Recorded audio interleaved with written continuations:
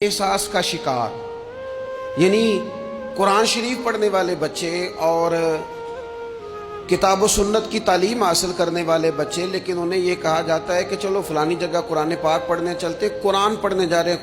قرآن انقلاب کی کتاب ہے، قرآن بندے کو عروج دیتا ہے، لیکن ان بچوں کی ذہنی ساخت یہ بنائی جا رہی ہے کہ چلو قرآن پاک پڑھنے چلتے ہیں، وہاں بریانی ملے گی کھانے کو، گوشت ملے گا کھانے کو۔ شکایت ہے مجھے یا رب خدا بندان مکتب سے، سبق شاہی ہے بچوں کو دے رہے ہیں خاک بازی کا۔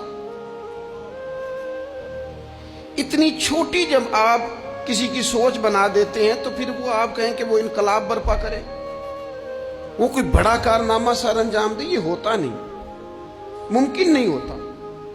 جب آپ آہستہ آہستہ کر کے احساس کمزوری کے نیچے دبتے چلے جاتے ہیں، دبتے، حالات خراب ہو جاتے ہیں۔ ہمارے بزرگ ہمیں کہا کرتے تھے کہ مولوی ہونا کوئی تانا ہے، اور ہم نے حالات بدلتے دیکھے۔ ایک ٹائم ایسا تھا کہ مولوی ہونا لوگ تانا سمجھتے تھے، ہمیں بھی کہا مولوی صاحب ادھر آئیں۔ آپ کو دیانتداری سے کہتا ہوں، ہم نے وہ دور بھی انجوائے کر کے گزارا ہے۔ جے کسی ایک باری مولوی آکھے تو انہوں آکھے یارے کوئی پریشانی والی گل ہے، شکر ہے ازی مولوی ہیں، یہ کوئی پریشانی ہے، آپ کیوں پریشان ہو گئے؟ مولوی کسی تانے مینے کا نام ہے۔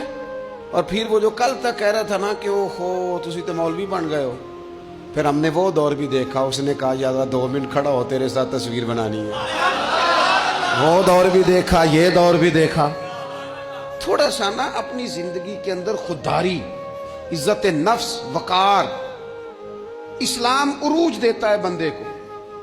مسلمان تیزی سے دبتے چلے جاتے ہیں، دبتے چلے جاتے ہیں۔ ملک شام کا بندہ آ گیا حضرت عمر کو ملنے، اس نے آتے ہی پوچھا تمہارے بادشاہ کا محل کہاں؟ انہوں نے کہا جی ہمارے بادشاہ کا محل نہیں ہوتا، ہمارے ہاں لوگوں نے سمجھ لیا نا کہ روب شاید کپڑوں کا ہوتا ہے، روب شاید گاڑیوں کا ہوتا ہے، بنگلوں کا ہوتا ہے، بہت بڑی کوٹھی کا روب ہوتا ہے۔ اور نہیں بھائی، روب تو بندے کے کردار کا ہوتا ہے،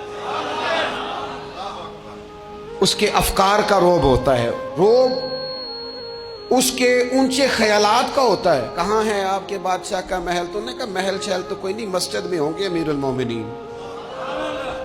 بندہ کہتا ہے میں سوچ میں پڑ گیا کہ جس کے نام سے میرا بادشاہ کانپتا ہے وہ مسجد میں ہوگا، گن میں نہیں کوئی نہیں، ہٹو بچو ہی کوئی نہیں، ادھر ادھر ہی کوئی نہیں، پہرے دار ہی کوئی نہیں۔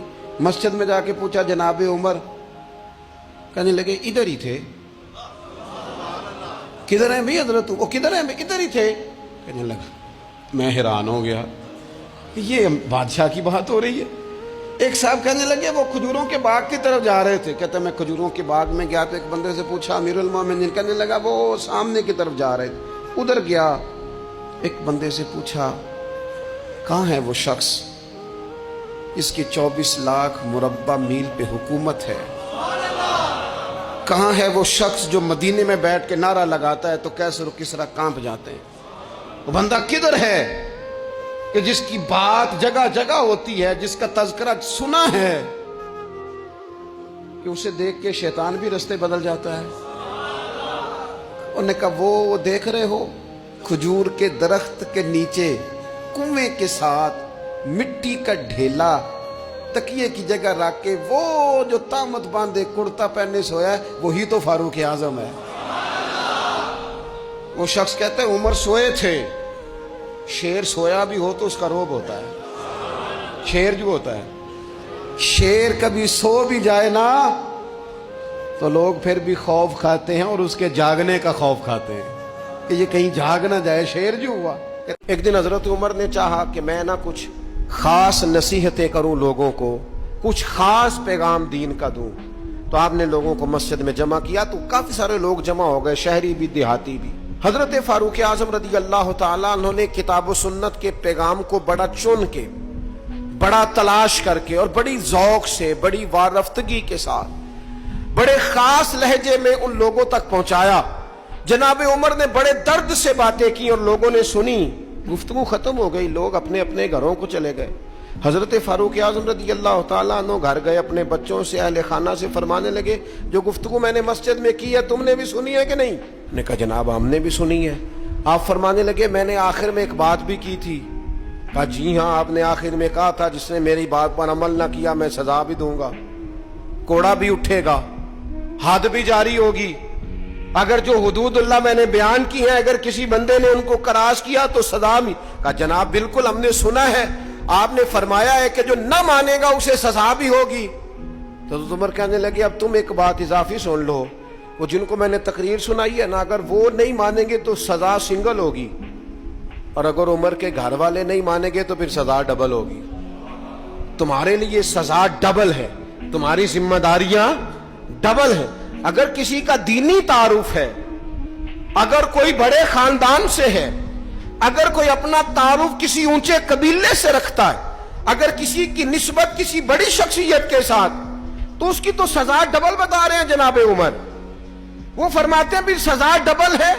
اگر تیرا عہدہ اونچا, میں پیر صاحب کا بڑا قریبی ہوں, تو تیرے اخلاق بتانے چاہیے تو کتنا قریبی ہے. تیرے اوپر اس کا اثر ہو پتہ چل جائے گا تو کتنا قریبی ہے. نیرا نیڑے بیٹھنے سے تو کوئی قریبی نہیں ہوتا, نیرا 20 تصویریں ساتھ آنے سے تو کوئی قریبی نہیں ہوتا. تعلیم کا, تربیت کا, اخلاق کا, کردار کا. حضرت عمر نے فرمایا ڈبل سزا دوں گا. آج ہماری ساری نصیحتیں غیروں کے لیے, ہمارے سارے پیغامات اوروں کے لیے, اور جب ہمارے اپنے گھر کی باری آتی ہے, جب اپنے گھر میں نفاذ دین کی باری آتی ہے, تو بہت سارے لوگ جو ہیں وہ کمزور نظر آتے ہیں. نبی پاک صلی اللہ تعالی علیہ وسلم نے ارشاد فرمایا آسمان کے سائے کے نیچے اللہ کے سوا پوجے جانے والے معبودوں میں سے سب سے سنگین اللہ کے نزدیک وہ معبود ہے جو لوگ اپنے نفس کی خواہش کو معبود بنا کے پوجتے ہیں. رب کہتا ہے انہوں نے اللہ کے مقابلے میں معبود بنا لیا. کس کو؟ نفس کی خواہش کو. ایک طرف اللہ کا حکم ہے, ایک طرف نفس کی خواہش ہے. چلتے کس طرف ہیں؟ رب کہتے ہیں انہوں نے نفس کی خواہش کو اپنا معبود بنا لیا, اللہ کا حکم نہیں مانتے. میں آپ سے ایک بات پوچھتا ہوں, جنازے کو بھی نماز ہی کہتے ہو نا, اس کا پورا نام کیا ہے؟ وہ بھی نماز ہے, اور فجر والی بھی نماز ہے. کتنا دوڑ رہا ہے بندہ, محلے کا ایک علاقے کا ایک بااثر آدمی انتقال کر گیا, دوڑ رہا ہے, چھٹی لی ہے, بھاگا ہے, جلدی سے وضو کیا, جنازہ پڑھنا ہے. لمبا چوڑا رش ہو گیا, صفیں گنی نہیں جا رہی, سر گنے نہیں جا رہے. یہ کس لیے آئے؟ کہتے ہیں نماز پڑھنے ہیں جنازے کی. اگر تو آئے ہو نماز پڑھنے تو فجر بھی نماز ہی ہے, ظہر بھی نماز ہے, عصر بھی نماز ہے, مغرب عشاء بھی. اگر تو نماز پڑھنے آئے ہو تو بتاؤ یہ والی چھٹی تم نے 5 نمازوں میں کیوں نہیں لی؟ اگر تو آئے ہو نماز پڑھنے تو پھر بتلاؤ یہ والا اہتمام فجر میں کیوں نہیں ہوا؟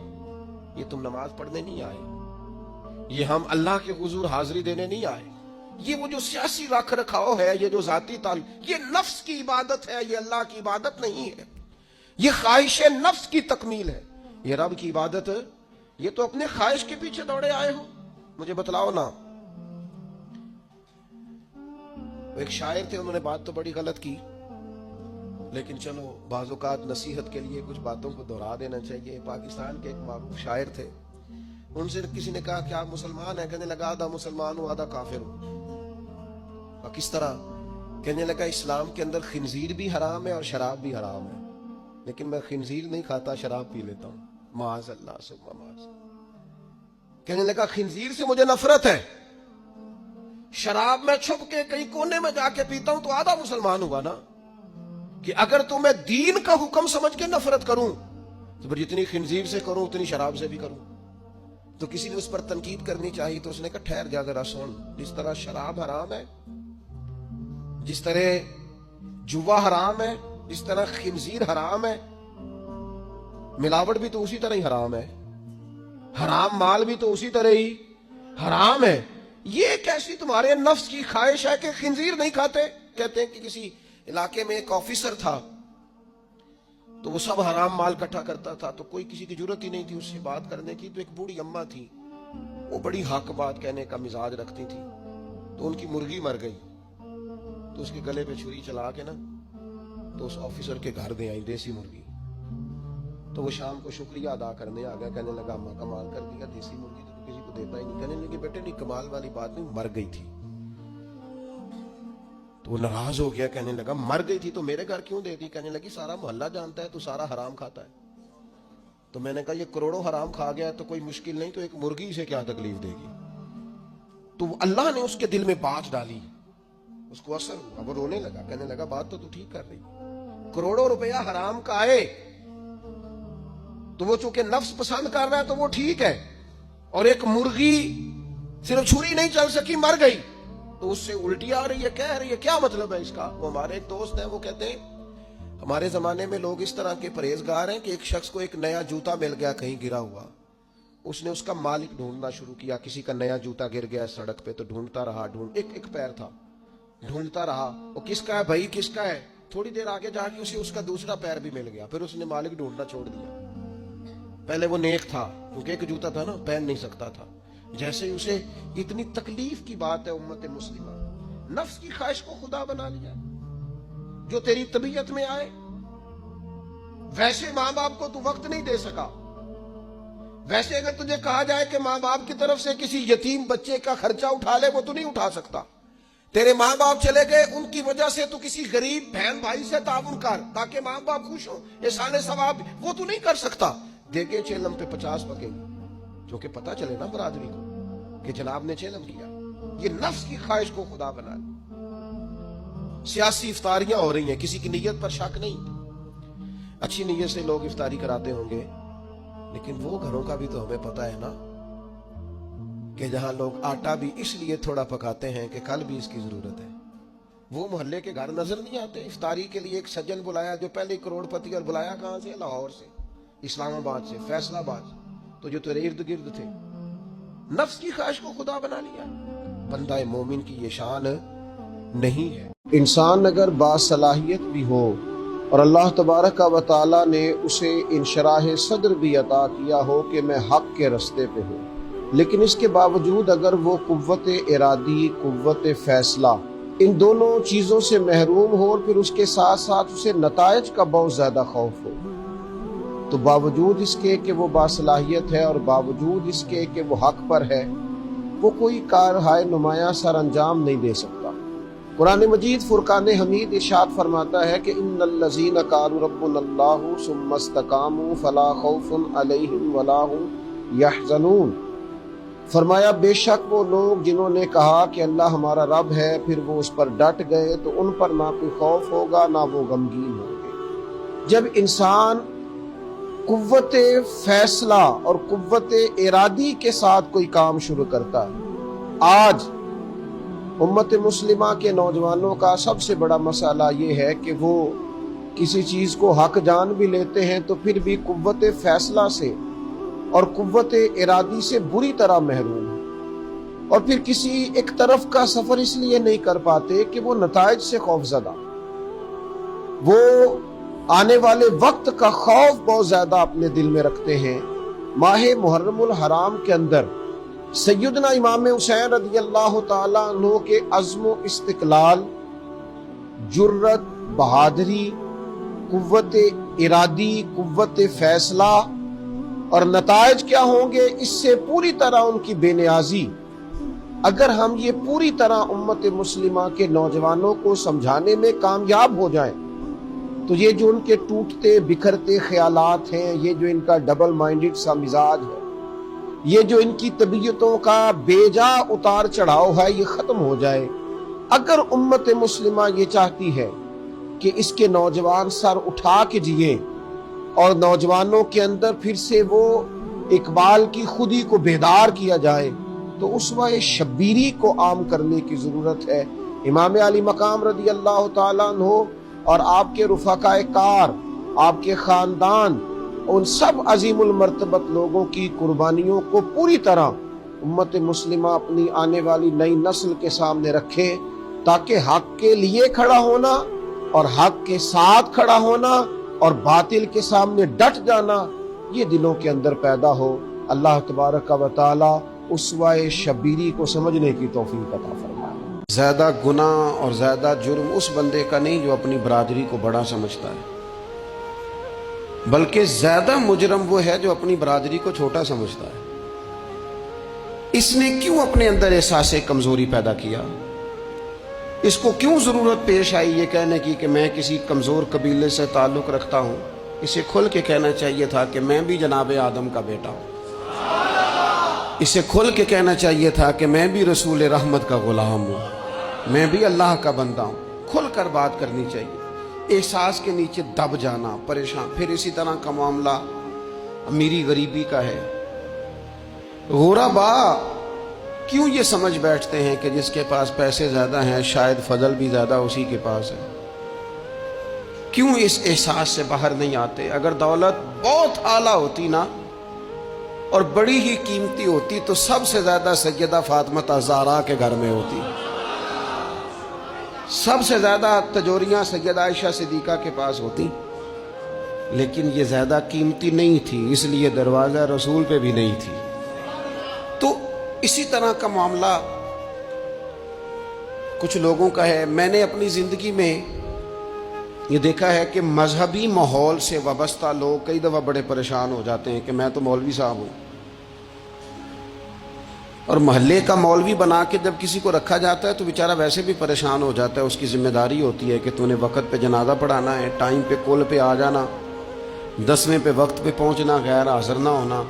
کچھ جگہوں پہ یہ بھی رواج ہے کہ جناب آپ کو 7 دن اور 10 دن مسلسل بیٹھنا ہے اور پڑھائی کرنی ہے۔ وہ آہستہ آہستہ آہستہ آہستہ بچے احساس کا شکار، یعنی قرآن شریف پڑھنے والے بچے اور کتاب و سنت کی تعلیم حاصل کرنے والے بچے، لیکن انہیں یہ کہا جاتا ہے کہ چلو فلانی جگہ قرآن پاک پڑھنے چلتے، قرآن پڑھنے جا رہے ہیں۔ قرآن انقلاب کی کتاب ہے، قرآن بندے کو عروج دیتا ہے، لیکن ان بچوں کی ذہنی ساخت یہ بنائی جا رہی ہے کہ چلو قرآن پاک پڑھنے چلتے ہیں، وہاں بریانی ملے گی کھانے کو، گوشت ملے گا کھانے کو۔ شکایت ہے مجھے یا رب خدا بندان مکتب سے، سبق شاہی ہے بچوں کو دے رہے ہیں خاک بازی کا۔ اتنی چھوٹی جب آپ کسی کی سوچ بنا دیتے ہیں تو پھر وہ آپ کہیں کہ وہ انقلاب برپا کرے، وہ کوئی بڑا کارنامہ سر انجام دے، یہ ہوتا نہیں، ممکن نہیں ہوتا۔ جب آپ آہستہ آہستہ کر کے احساس کمزوری کے نیچے دبتے چلے جاتے ہیں، دبتے، حالات خراب ہو جاتے ہیں۔ ہمارے بزرگ ہمیں کہا کرتے تھے کہ مولوی ہونا کوئی تانا ہے، اور ہم نے حالات بدلتے دیکھے۔ ایک ٹائم ایسا تھا کہ مولوی ہونا لوگ تانا سمجھتے تھے، ہمیں بھی کہا مولوی صاحب ادھر آئیں۔ آپ کو دیانتداری سے کہتا ہوں، ہم نے وہ دور بھی انجوائے کر کے گزارا ہے۔ جے کسی ایک باری مولوی آکھے تو انہوں آکھے یارے کوئی پریشانی والی گل ہے، شکر ہے اسی مولوی ہیں، یہ کوئی پریشانی ہے؟ آپ کیوں پریشان ہو گئے؟ مولوی کسی تانے مینے کا نام ہے۔ اور پھر وہ جو کل تک کہہ رہا تھا نا کہ اوہو تسی تو مولوی بن گئے ہو، پھر ہم نے وہ دور بھی دیکھا۔ اس نے کہا یار 2 منٹ کھڑا ہو، تیرے ساتھ تصویر بنانی ہے۔ وہ دور بھی دیکھا، یہ دور بھی دیکھا۔ تھوڑا سا نا اپنی زندگی کے اندر خودداری، عزت نفس، وقار، اسلام عروج دیتا ہے بندے کو۔ مسلمان تیزی سے دبتے چلے جاتے ہیں، دبتے چلے جاتے ہیں۔ ملک شام کا بندہ آ گیا حضرت عمر کو ملنے، اس نے آتے ہی پوچھا تمہارے بادشاہ کا محل کہاں؟ انہوں نے کہا جی ہمارے بادشاہ کا محل نہیں ہوتا، ہمارے ہاں لوگوں نے سمجھ لیا نا کہ روب شاید کپڑوں کا ہوتا ہے، روب شاید گاڑیوں کا ہوتا ہے، بنگلوں کا ہوتا ہے، بہت بڑی کوٹھی کا روب ہوتا ہے۔ اور نہیں بھائی، روب تو بندے کے کردار کا ہوتا ہے۔ پتہ ہے بندہ نیک کون ہوتا ہے؟ جس کی تنہائی نیک ہوتی ہے، جو اکیلے میں نیک ہوتا ہے۔ تنہائی جس کی پاک صاف ہوتی ہے، اصل میں وہ بندہ نیک ہوتا ہے۔ ہمارے ہاں نا بالخصوص نوجوان نسل سے کہوں گا، تمہارے پاس سہولت آئی ہے موبائل کی، تمہارے پاس سہولت آئی ہے انٹرنیٹ کی، لیکن دیکھنا اس کی وجہ سے کہیں تمہاری تنہائی ناپاک نہ ہو جائے۔ دیکھنا اس کی وجہ سے کہیں تمہارا وہ اکیلے میں جو تمہارا رب رسول سے رشتہ جڑنا چاہیے تھا، سجدے کا نور ہونا چاہیے تھا، اچھی منصوبہ بندی کرنی چاہیے تھی، وہ میلا کچیلا نہ ہو جائے۔ تنہائی جس بندے کی پاک ہوتی ہے وہ نیک ہوتا ہے۔ محفل میں تو ساری اچھی اچھی باتیں کرتے ہیں، محفل میں تو سارے لوگ ہی نیک ہوتے ہیں۔ یہ صحیح بخاری میں حدیث ہے، نبی اکرم صلی اللہ تعالیٰ علیہ وسلم نے فرمایا میں اپنی امت کے کچھ ایسے لوگوں کو جانتا ہوں جو قیامت کے دن تہامہ پہاڑ کے برابر نیکیاں لے کے آئیں گے. تہامہ پہاڑ تھا ایک بڑا سفید رنگ کا, اس پہاڑ کے برابر وہ نیکیاں لے کے آئیں گے, لیکن فرمایا اللہ تعالیٰ ان کی نیکیوں کو ہوا میں اڑا دے گا. حضرت ثوبان رضی اللہ تعالیٰ عنہ نے عرض کی یا رسول اللہ صلی اللہ. معاملات کی جو صفائی ہے نا حقوق العباد کے تعلق سے, وہ اتنا ضروری کام ہے کہ نبی پاک صلی اللہ تعالیٰ علیہ وسلم نے نا منبر پر بیٹھ کر کن دنوں, جن دنوں حضور کے وصال ظاہری کے دن قریب تھے, تیز بخار تھا, منبر پر بیٹھ کر کریم محبوب نے فرمایا تھا لوگوں رب نے ایک بندے کو اختیار دیا ہے, چاہے تو دنیا میں رہے اور چاہے تو اس کی بارگاہ میں حاضر ہو جائے. اس بندے نے جانے کا ارادہ کر لیا. حضور فرماتے ہیں میں تمہارے بیچ رہا ہوں, اگر میری وجہ سے تکلیف پہنچی ہو تو بدلہ لے سکتے ہو. یہ اس طرح کی دعوت نہیں تھی نا جس طرح کی ہم دیتے ہیں. حضور کے لیے تو کسی نے گمان بھی کیا تو گناہگار ہوگا, مجرم ہوگا. لیکن ایک صحابی حضرت عکاشہ بن محصن اٹھ کے کھڑے ہو گئے, عرض کی یا رسول اللہ صلی اللہ علیہ وسلم ایک جنگ کے موقع پر آپ نے مجھے درہ مارا تھا, میں نے بدلہ لینا ہے. تو حضور نے فرمایا درہ منگایا جائے. حضرت بلال گئے سیدہ فاطمہ کے گھر درہ لینے. سیدہ پاک رضی اللہ تعالیٰ عنہ فرمانے لگی بلال درہ اور اس کیفیت میں؟ تو کہا اماں جی یہ معاملہ ہے, بی بی صاحبہ یہ مسئلہ ہے. تو حضرت فاطمہ نے دونوں شہزادے ساتھ بھیجے, کہنے لگی عکاشہ سے کہنا میرے پتر دونوں حاضر ہیں, 100 درہ مارے. لیکن حضور کی طبیعت صحیح نہیں ہے, ان کے قریب نہ جائے کوئی. وہ درہ آیا تو حضرت حسنین کریمین بھی ساتھ تھے. حضور نے دیکھا شہزادوں کو تو بات سمجھ گئے فاطمہ نے کیوں بھیجا. تو محبوب کریم نے بٹھا دیا, فرمایا عکاشہ یہ لو نا اور بدلہ لو. جناب عکاشہ درہ لے کے آگے بڑھے تو ہر صحابی کی آنکھوں میں آنسو آئے, ہر صحابی. قریب آ کے کہا حضور کمر سے کپڑا ہٹائیے, میری پشت, اس وقت اس پہ کپڑا نہیں تھا, ننگی تھی جب درہ لگا تھا. حضور نے کپڑا ہٹایا تو جناب عکاشہ نے درہ دور پھینکا اور حضور کی کمر مبارک کو چومنا شروع کر دیا. دیر تک چومتے رہے اور پھر کہنے لگے حضور یہ آج میرا ہی مقدر تھا, اللہ نے مجھے یہ موقع دینا تھا, کس نے آپ سے بدلہ لینا تھا, یہ تو ایک موقع بنایا تھا حضور کے قریب جانے کا. تو حضور نے فرمایا جس نے جنتی کی زیارت کرنی ہو میرے عکاشہ کی کر لے. تو میرے عزیز آپ اپنے معاملات کو جلدی سے صاف کریں, حقوق العباد کے معاملے میں جلدی سے اپنے آپ کو کلیئر کریں. دیکھو یہ معاملہ بڑا سخت ہے, بڑا سخت. ایک درویش فرمایا کرتے تھے میں تعلق تھوڑے بناتا ہوں, جتنے لوگ کم ہوں گے حقوق بھی اتنے کم ہوں گے. ہمیں بڑا شوق. ایک صحابی تھے حضرت عاصم بن ثابت رضی اللہ تعالیٰ عنہ, جنگ احد میں نا حضور کے ہاتھ پہ موت کی بیعت کی. جنگ احد میں بیعت کی, سونیا تیرے نام پہ مرنا, ڈٹ کے لڑے. سلافہ بن سعد کے 2 بیٹے بدر میں قتل کیے انہوں نے. ایک قبیلہ غزیل تھا, انہوں نے احد کے بعد حضور سے کہا کچھ قاری ہمیں دے دیں, ہم نے قرآن سیکھنا ہے. تو نبی پاک نے کچھ بندے بھیجے تو عاصم بن ثابت کو بھی بھیجا, لیکن انہوں نے دھوکہ کیا. وہاں جا کے ان کو گرفتار کر لیا. جب گرفتار کر کے مکے والوں کے ہاتھ بیچنے لگے تو حضرت عاصم بن ثابت نے تلوار نکال لی. فرمانے لگے میں کافر کا قیدی ہو کے جینے سے بہتر ہے شہادت کی موت مر جاؤں. کافروں کا قیدی لڑے اور فرمانے لگے میرے کمان میں تیر باقی ہے, میں لڑوں گا اور اتنا لڑوں گا کہ تمہیں پتہ چلے گا مجھے لڑنا آتا ہے. اور فرمایا میں صبر کروں گا اور صبر کر کے دکھاؤں گا, میں ڈٹوں گا اور تمہیں ڈٹ کے. اکیلا بندہ میدان میں ڈٹ گیا, اکیلا. جب تیر ختم ہو گئے تو پھر نیزہ نکال لیا. یہ بات آپ کو اس لیے سمجھا رہا ہوں کہ کچھ لوگ کہتے ہیں جی میں اکیلا کیا کروں. تو یہ آخر میں یاد رکھیں کہ صبر آپ نے کرنا ہے چاہے اکیلے بھی رہ جائیں, حوصلہ کرنا ہے چاہے اکیلے بھی رہ جائیں.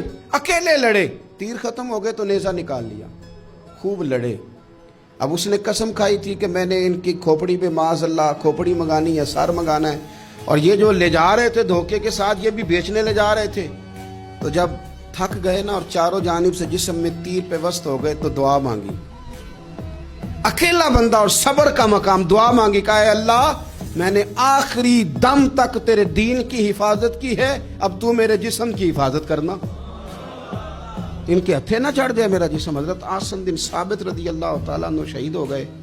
کافر قریب گئے جسم پکڑنے کے لیے, گرفتار کرنے کے لیے, سر کاٹنے کے لیے, تو شہد کی مکھیاں آ گئیں, پورے جسم پہ قبضہ کر لیا. قریب جاتے تو مکھیاں لڑتی, کہنے لگے پیچھے ہٹ جاؤ, شام ہوگی نا توڑ جائیں گی, پھر ہم سر کاٹ لیں گے. شام تک چاروں جانے بیٹھے رہے, نہ کوئی ہوا آئی, نہ کوئی بادل برسا, نہ کوئی طوفان آیا. شام کو انہوں نے اٹھانا تھا, ایک ریلا آیا پانی کا, اور جناب عاصم بن ثابت کی لاش مبارک کو بہا کے لے گیا. میرے رب نے اس میدان میں بھی یہ بتلایا کہ جو صبر کرے نا, رب اس کے جسم کی بھی حفاظت فرمایا کرتا ہے, کہ جسموں تک کی آخری دم تک اللہ کی مدد ان کے سامنے حال رہتی.